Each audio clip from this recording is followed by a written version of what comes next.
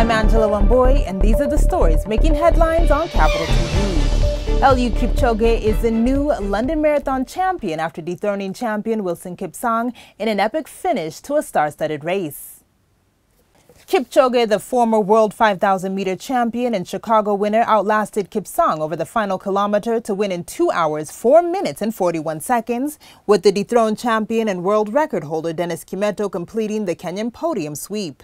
Ethiopia's Tigist Tufas stunned the Fantastic Four from Kenya to take the honors in the corresponding women's race ahead of two-time champion Mary Keitany. The government plans to open 5 consulates in the United States to serve Kenyans in the diaspora better and to facilitate voting by diasporans in the 2017 general election.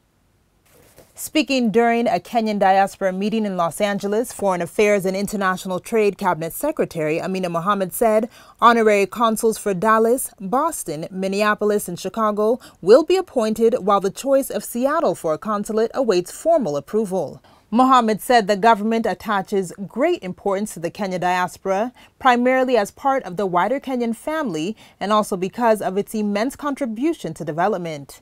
The CS, who is representing President Uhuru Kenyatta on the tour, also conveyed the president's apologies for not being able to attend the meeting as earlier planned and promised a visit before the end of the year.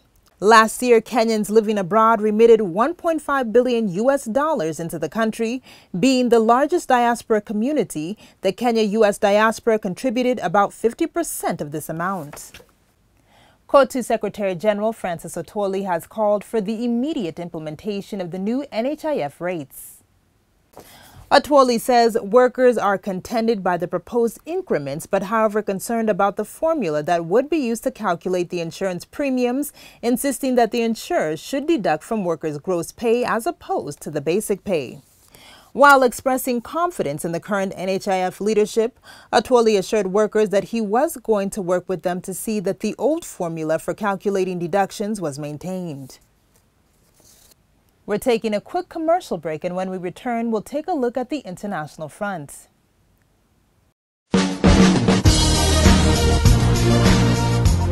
EGG Pay is a new service from Nairobi City County aimed at making life easier for residents. You can now pay your parking fees with EGG Pay conveniently with no hassle. No more hide and seek with parking attendants. No more tickets, no more bribes. To pay your parking fee with EGG Pay, first create your e-wallet if you haven't. Dial *217#. Enter your details as prompted and create your e-payment PIN. Top up your e-wallet via M-Pesa or Airtel Money using business number 147147 and your phone number as the account number. Finally, you can pay for your parking by dialing *217#. Select 2 for parking. Select either 1 for daily. Enter vehicle registration number. Select your closest area number. Select vehicle category. Confirm payment transaction. Confirm your EGG Pay PIN. Then await a text message for confirmation. The process will take you just 5 minutes, but will go a long way in making your life easier. For more information, go to epayments.nairobi.go.ke or call 0788 200 000. EGG Pay means your right to expect service.